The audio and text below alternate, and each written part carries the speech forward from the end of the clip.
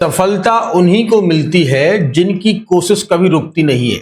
जी हाँ, कन्या राशि के लोग जुझारू, लड़ाकू, मतलब हर चीज के लिए संघर्ष के साथ साथ सफलता तक पहुंचने की कहानी इन राशि वालों में छुपी होती है।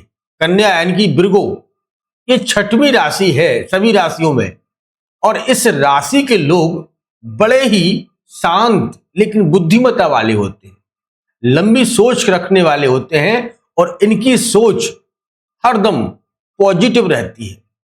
किसी के लिए गलत नहीं सोचते हैं, किसी के लिए गलत इनके अंदर इरादे नहीं आते।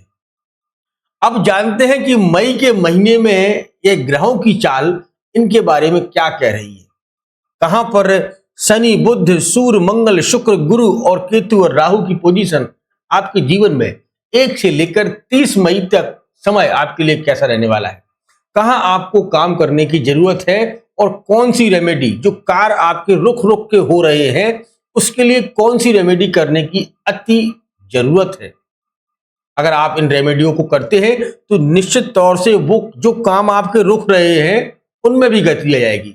चाहे आपकी नौकरी हो, व्यापार हो, या वैवाहिक जीवन हो, या आप कहीं और जो है अपना काम करते हैं, उसमें जो रुकावटें आ रही हैं, क्योंकि 99 पर जो रुक रहा है उसे कहीं ना कहीं आपको 100% पर ले जाना होगा।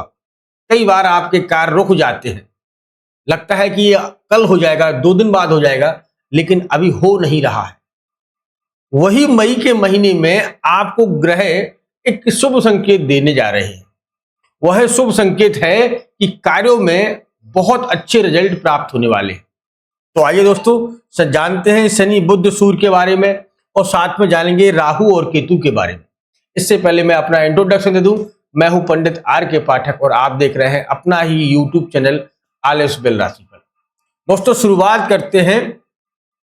पहला ग्रह है राहु, जो कि इस समय आपकी कुंडली के 6वें भाव में बैठा है, यानी कि आपकी कुंडली का 6वां घर में राहु का बैठना यह एक शत्रुहंता योग बनाता है, जो विपत्तियों से निकालने वाला होता है।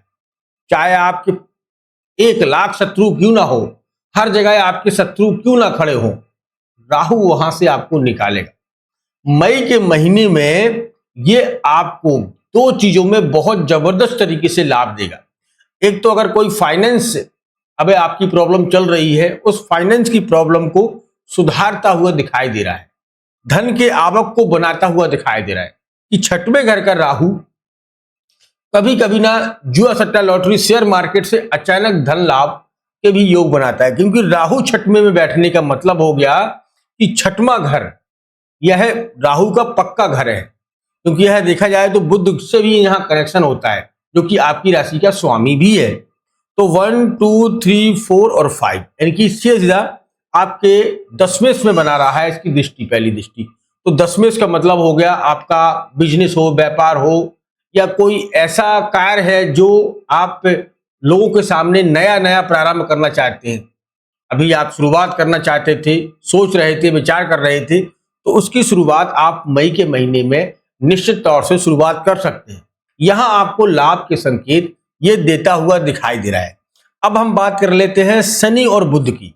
देखिए यहां बुध आपका नीच का होकर चल रहा है, आपकी राशि का स्वामी ही अभी देखा जाए तो आपके 7वें हाउस में बैठा है, 6वें घर का स्वामी, और बैठा कहां है, आपकी कुंडली के 12वें घर में, यानी कि 7वें घर में।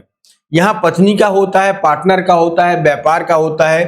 तो यहां वो रिजल्ट आपको नहीं मिल पा रहे हैं जिनकी आप काफी समय से अभिलाषा रखे थे कि मेरा ये काम हो जाएगा, मेरा व्यापार में अच्छे जो है रिजल्ट प्राप्त हो जाएंगे। यहां क्या है, वाणी की प्रभाव से आप जो नहीं करना चाहते हैं, जो नहीं कहना चाहते हैं, वह आपके द्वारा हो रहा है। इसे संभालिएगा श्रीमान। बुध इस समय नीच का होकर बैठा है, मई के महीने में यह 17 मई तक चलेगा, और शनि यहां मार्गी होकर बैठा है। तो यहां फैमिली को भी संभालने की जरूरत है। फैमिली में आपकी पत्नी, आपकी चाहे आप प्रेम का हो, गर्लफ्रेंड, बॉयफ्रेंड, जो भी हो, आपका पार्टनर हो, कहने का मतलब है उसे संभालने की जरूरत है, उन रिश्तों को संभालने की जरूरत है। अगर आपने उन रिश्तों को नहीं संभाला तो यहां पर क्या है कि इसकी दृष्टि भी साथ में लगन पर पड़ रही है। तो रिश्तों में दूरियां होने की संभावना है। वाणी के दाता बुध, फाइनेंस के दाता बुध यहाँ नीच कर हो गए हैं, क्योंकि 12वें घर में इनको देखा जाए तो बुध को नीच का माना जाता है। तो यह पोजीशन ये दर्शा रही है कि अभी आपको अपने सबसे ज्यादा काम करना है तो अपनी वाणी पर, मतलब किसी से भी वार्तालाप गलत वातावरण ना करें, नहीं तो फिर इसका आपको गलत प्रभाव पड़ेगा। संभल कर भगवान के भजनों पर ज्यादा स्मरण रखें आप। अब इसके आगे थोड़ा चलते हैं तो सूर्य और मंगल की युक्ति आपके अष्टम हाउस में बन रही है। ये सबसे बड़ा योग आपके लिए, युक्ति बहुत अच्छी बन रही है, क्योंकि सूर्य मंगल दोनों ग्रह आपके बैठे कहाँ हैं? अष्टम में। और अष्टम 8वां घर जो होता है वो आपकी आयु का होता है, आपके अचानक धन लाभ का होता है, आपके ससुराल पक्ष का होता है, आपके नाना नानी के संबंध भी इस घर से जोड़ते देखे जाते हैं। तो यहाँ ससुराल पक्ष से आपको कुछ ऑफर मिल सकता है, ससुराल पक्ष से आपको कुछ गिफ्ट में रूप में कुछ प्राप्त हो सकता है, भूमि वाहन इत्यादि भी प्राप्त हो सकते हैं। शादी विवाह का माहौल चल रहा है, अभी शादी अगर आपकी है तो निश्चित तौर से आपकी सास या ससुर आपको जो है कुछ अच्छे ऑफर दे सकती हैं, या आप अगर लड़की हैं तो आपकी सास ससुर आपको कुछ अपनी तरफ से घर की चाबियां या घर का जो है एक अपार्टमेंट या कोई बंगलो आपके नाम हो सकता है। कहने का मतलब है यहाँ आपको जो है अचानक धन लाभ के योग मई के महीने में मिलते हुए दिखाई दे रहा है। यहाँ से यात्राएं भी देखी जाती है। 8वां घर यहाँ व्यापार और जो है विदेश से भी जोड़ा जाता है। तो जो लोग भृगु यानी कि कन्या राशि के लोग हैं उनके लिए यह यात्राएं या व्यापार के मुताबिक देखा जाए तो यहाँ आपको रिजल्ट अच्छे मिल सकते हैं। अगर आपका व्यापार फॉरेन कंट्री से जुड़ा है, विदेश से जुड़े अगर आप काम करते हैं, आपका एक्सपोर्ट इंपोर्ट का काम है या आप जॉब करते हैं, तो उस चीज में आपको प्रमोशन मिलता हुआ दिखाई दे रहा है। भगवान की कृपा से, सूर्य की कृपा से और मंगल की दृष्टि से दोनों कामों में बढ़ोतरी होती हुई दिखाई दे रही है, क्योंकि मंगल लाभेश को देख रहे हैं, अपने घर को यहाँ देख रहे हैं।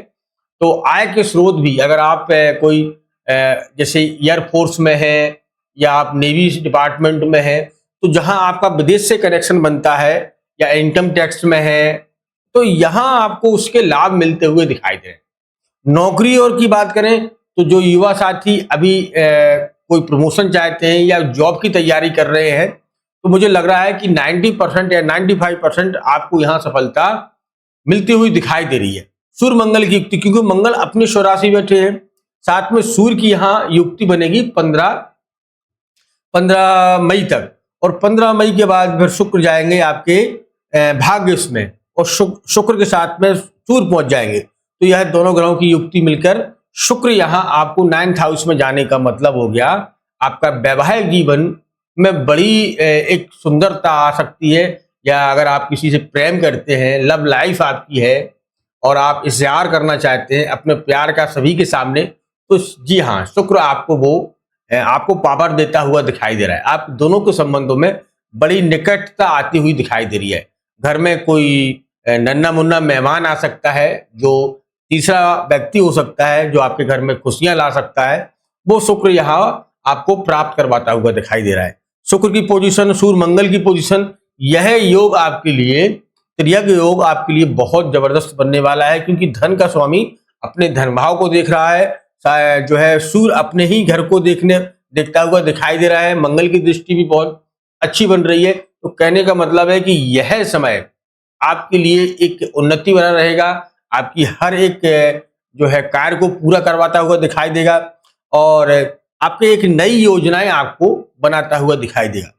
अब इसके बाद चलते हैं गुरु दशमेश में बैठे हैं। दशमेश यानी कि गुरु का दशमेश में होना जॉब और नौकरी का कारक भी होता है, व्यापार से जुड़े जो है अच्छे रिजल्ट दिलाने वाला होता है, क्योंकि गुरु की दृष्टि आपके सुख भाव में पड़ रही है। तो अगर आप लड़का है या लड़की है तो लड़कों के लिए शुक्र होता है और लड़कियों के लिए गुरु होता है।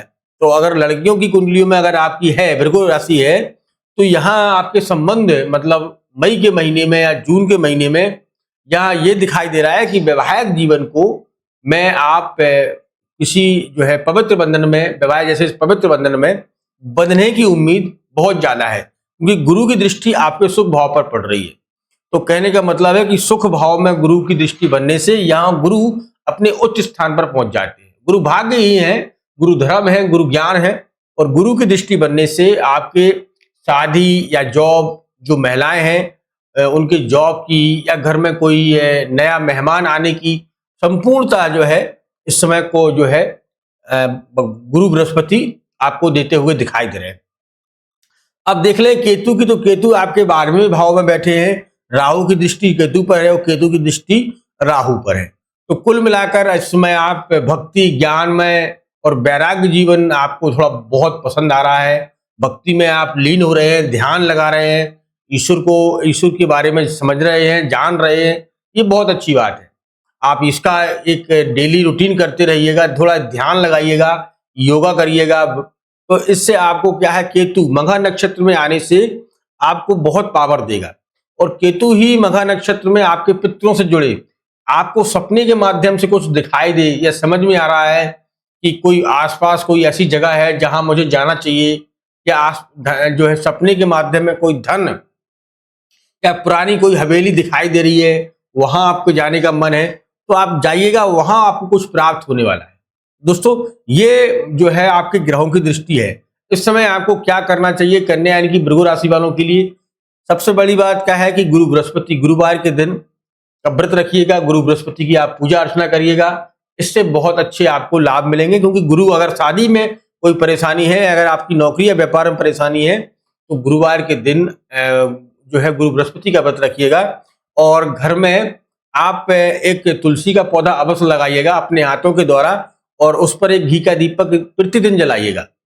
और हो सके तो यह नियम आप 41 या 51 दिन करके देखिएगा। या जो दीपक होते हैं ना, घटाबाड़ी करते हैं, आप एक दिन एक रखेंगे, दूसरा दिन 2, 3, 4, 5, ऐसे 108 दीपकों की एक माला रख के अपने तुलसी घर पर रखिएगा। जो भी आप यूनिवर्स से मांग रहे हैं, जो भी आप चाहते हैं, तो निश्चित तौर से वो है आपको प्राप्त होता हुआ दिखाई देगा। तो ये अगर आप करके देख लेते हैं तो निश्चित तौर से भगवान की कृपा से आपकी हर एक विश पूरी होगी और आपके घर में खुशियां ही खुशियां आती हुई दिखाई दे रही। तो दोस्तों, मिलते हैं बहुत जल्दी, तब तक आप अपना ख्याल रखें, सुरक्षित रहें। धन्यवाद। जय श्री राम, जय श्री राम।